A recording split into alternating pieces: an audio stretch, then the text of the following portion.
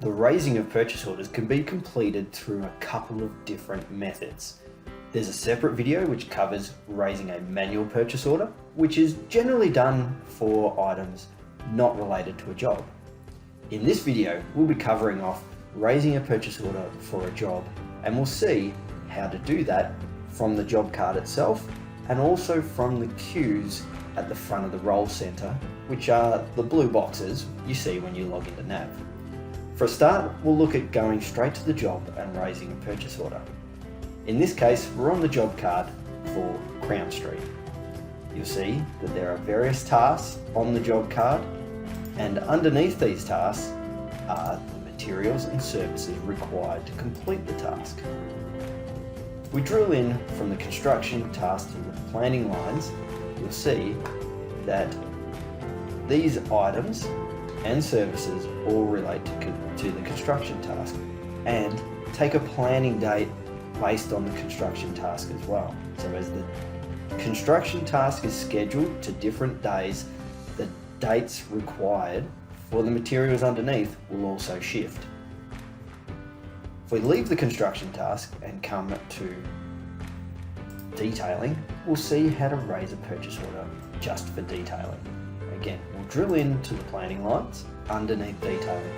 In this case, there is only one line, the detailing line, and this is for the service of detailing, and the quantity required is already populated through here, which has come from the quote. You'll see that the amount remaining to be transferred to purchase order is 815, and currently there is 0 outstanding on purchase order. From here, we can raise the purchase order if we add one last piece of information, and that is the vendor number. In this case, we'll put in power plant, project services. That then populates the line with the vendor number. Now sometimes this will be already populated depending on whether there is a default vendor set for the item. Once we have a vendor, we have a quantity that we're trying to raise on purchase order, we can hit the Create Purchase Order button. We'll say OK to that. The system then goes through the process of creating the purchase order. Once the purchase order is finished creating, the box on the screen disappears, and then we can see the value outstanding on purchase order, or the quantity outstanding on purchase order, has updated to 815. If we click that, it'll take us through to open the purchase order. I'll say Show Document, and this has taken us directly through to the purchase order itself. See, the item line has come through, the quantity, the default amount or cost has come through for the supplier, and then you can see here that this is linked directly to the job and the actual planning line on the job. From here, the purchase order can be sent for approval. We've just looked at creating a purchase order directly from a job using the planning lines and the Create PO button. Now we're going back to the front screen of NAV to the roll center where the queues are. And from the queues, we get lists of aggregated job information with filters applied to it. So we only see the things we need to see. In this case, we're going to scroll down and have a look at the compliance area. And here we have the queue Audit PO to Raise. This queue has a filtered list which only shows detailing and audit jobs which require a purchase order raised. If we click the button here, the queue displays with the list of jobs needing a purchase order raised for either detailing or audit. In this case, we're going to look at Lake Park, Stage 1 in Mildura. We can see that there's a quantity required. We can see that there's no purchase order currently outstanding, and that there is a quantity remaining to transfer to PO.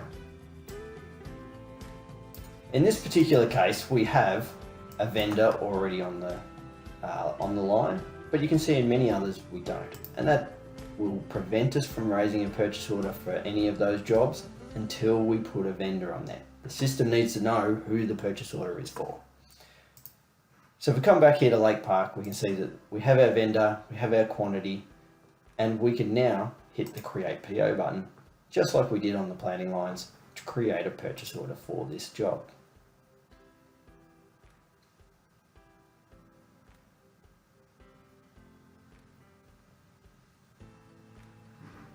So the purchase order then gets created. The quantities, the amounts, and the job information is passed across to the purchase order itself. From here, the purchase order can be sent for approval like it normally is. In this case, if we're inside of budget, if we're able to do the approval ourselves, by sending the approval request, it will automatically release and be ready to be emailed to the supplier. Returning to the role center, we're now going to drill into another queue to see how we can raise multiple purchase orders at the same time. This time we're going into the sand pending order queue. On this queue, we get a list of all the jobs that are requiring an order for sand. The queue is currently filtered just to those jobs that are scheduled. These would normally be the ones that are coming up in the next week or so.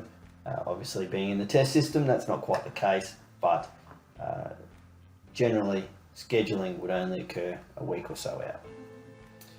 Here we have 3 lines for sand required. The item code is all the same.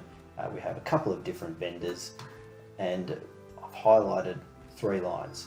Once again, we go and hit the Create Purchase Order button. Say OK.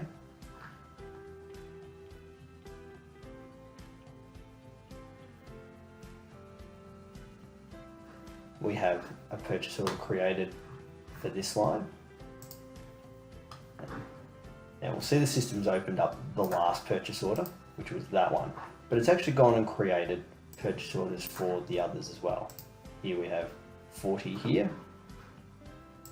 and 160 here. So again, we could drill in and create those purchase orders and send those purchase orders.